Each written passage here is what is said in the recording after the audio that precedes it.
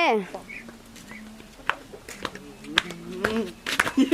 Giờ lấy trâu gì trâu? bè bờ bón đồng chả có họ trong cú ya bè ba您寂寞干头了很多那都股票我不动过啥说该整个你们得干啊cho cảnh ra chỉ cho cảnh ra chỉ trong cụ thể nè ya bè cái chẳng một phụ chỉ ta có lòng ra na có hai tiếng một phụ họ nó có đồng một phụ rồi bơ cứ tên nhiều tệ từ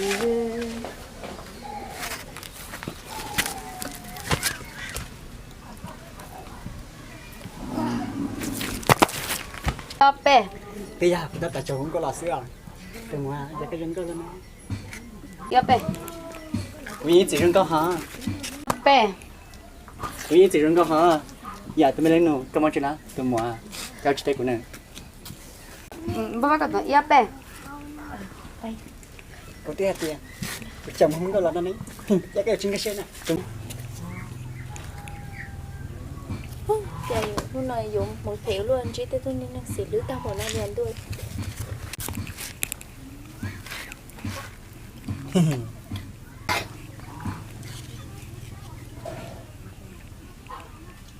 ya bè ôi giờ tiền mua tôi sang rồi mà ô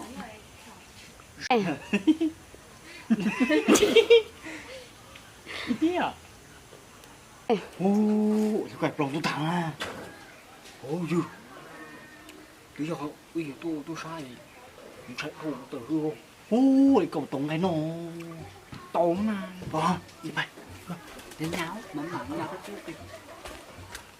bè ơi sắp bữa nào có mama plá trả cho po chưa có rồi à cho nên tôi nói là có luôn là mà cho ya bè thôi thôi họ lấy từ chỗ của cho bè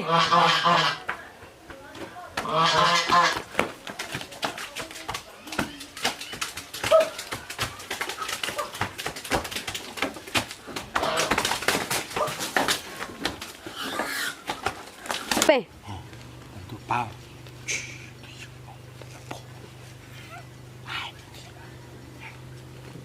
bè Tôi sát ổ. Tôi sát nhiều ổ. tôi sao Tôi sát à. Kìa. bè tôi sao anh đây tôi sao rồi tôi sao ô bè con này có chỉ biết chỉ nhau là kì bé chồng uốn nội phải chi mò bé mà muốn sọt bé lấy uốn nội rồi nè cái kia Thôi dầu. ya bè À, cái là có onion cho mua nó hành đợi. Ui, đi p cái là có học quá. bè Bây giờ này, giờ đừng có để tư cho nhau. bè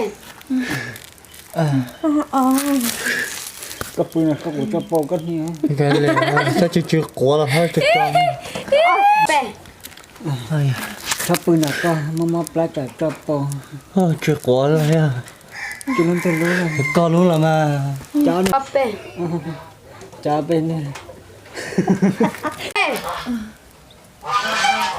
Nhìn chứ mà chuột. Nhìn cho bỏ đá là hơi quá à.